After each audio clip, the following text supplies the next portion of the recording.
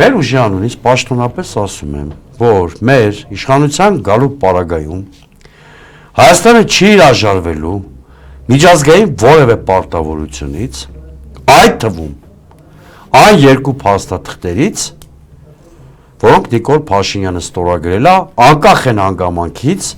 որ մենք խնդիրներ ենք տեսնում, թե նոյեմբերի 9-ի եռակողմ հայտարարության մեջ, թե շատ մեծ ռիսկեր ենք տեսնում թրիփում։ Այո, այդ խնդիրները բարձրաձայնել ենք, դրանք ոչ միտեղ չեն անհետացել, բայց մենք հասկանում ենք, որ մենք բիսեդկա չենք,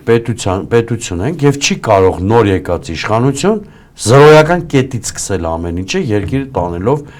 նոր փորձությունների երախ։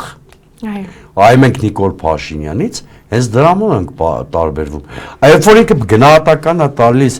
իր երևակայած պատերազմի կուսակցությանը, ճշգրիտ էպիկրիզն է տալիս 2018-20 թվականների իր քաղաքականության։ Հենց ինքն է եկել զրոյական կետից սկսել, հենց ինքն է եկել եւ առամարել է Հայաստանից ստանձնած միջազգային պարտավորությունները, հենց ինքն է չարդարացված մաքսիմալիզմով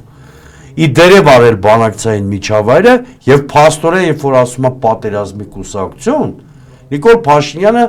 այսօրվա Նիկոլ Փաշինյանը տալիս է 2018-20 թվականների Նիկոլ Փաշինյանի